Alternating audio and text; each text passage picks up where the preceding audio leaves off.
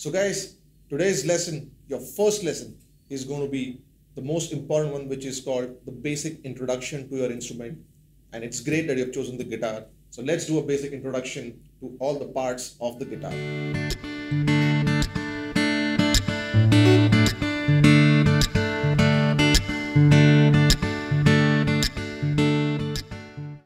So starting off with the headstock of the guitar, you see these nice chrome things over here. They are your guitar tuners. It's used to tune your guitars, whether you want to tune up or down. Doesn't matter. You'll figure it out how to tune in later. Right below all the strings, you see this white thing. That's called as a top nut. What does a top nut do?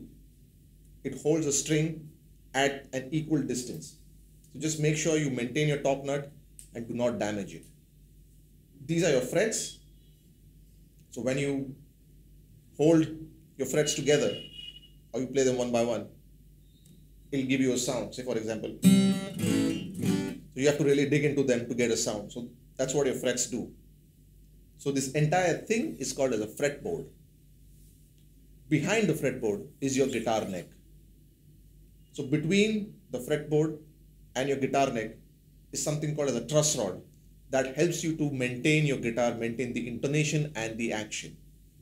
So this is a cutaway guitar where you're seeing this cut gives you access to higher frets. The sound hole is very important. Make sure you position your strumming hand correctly so that you get the best sound out of your guitar. All right. This is a pick guard. Pick guard always helps you to avoid scratches on your guitar. So if you have a glossy guitar with no pick guard, make sure you buy one and stick it so that you don't burn your heart seeing all the scratches on the body. This is your bridge. On the bridge is your saddle. So the saddle and the top nut will ensure that all your guitar strings are at a perfect height and distance. Last but not the least, you see the string pins or the pins.